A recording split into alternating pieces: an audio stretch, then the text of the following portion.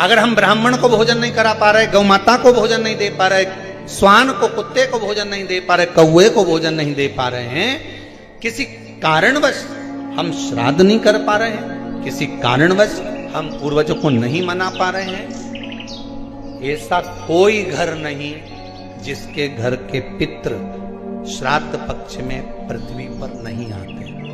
तुम पूछो मत पूछो, तुम्हारे घर के पूर्वज तुम्हारे यहां जरूर आते। दरवाजे पर आकर खड़े होते हैं पितृ, दरवाजे पर आकर हमारे घर के पितृ खड़े होते हैं, स्मरण करते हैं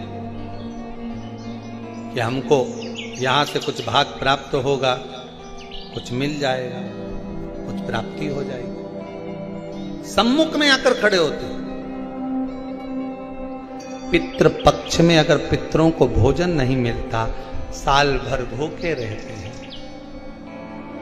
दूसरे पितृ जो खाकर आते हैं, उनकी जो राल टपकती है, उनका जो कफ गिरता है, हमारे पितृ वो चाटते हैं। वो चाटते हैं तो बद्दुआ देते हैं कि मैं इतना भरा पूरा छोड़ कर आया था, इतना देकर आया था, कम से कम आज मुझे कंडे पर घी और शक्कर ही छोड़ देते, गुड़ का ही भोग लगा देते, कम से कम मुझे राल चाटने को तो नहीं पड़ता। बद्दुआ देते हैं साल भर, इसलिए घर में सुख नहीं रहता, शांति नहीं रहती, पैसा नहीं टिकता, शुभ कार्य नहीं होता, बड़े दुखी होते हैं पितृ, बड़े दुखी होता है। किसी किसी व्यक्ति के जीवन में क्रोध बहुत होता है। आपको लगता है कहीं कहीं कि मेरे पितृ मुझ पर क्रोध कर रहे हैं।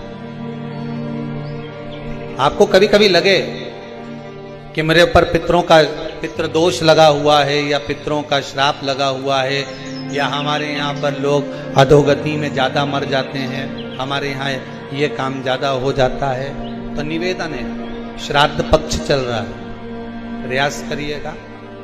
एक चावल की कटोरी में, कटोरी के अंदर थोड़ा सा चावल रख लीजिए कच्चा, तो चावल की कटोरी में एक बेलपत्र, थोड़ी सी दुर्वा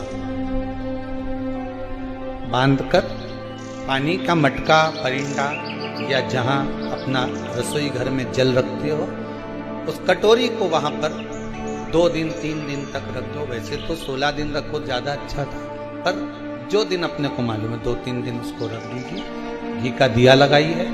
3 दिन के बाद में उस दुर्वा को, उस बेलपत्र को शिव बाबा को ले जाकर समर्पित कर दो।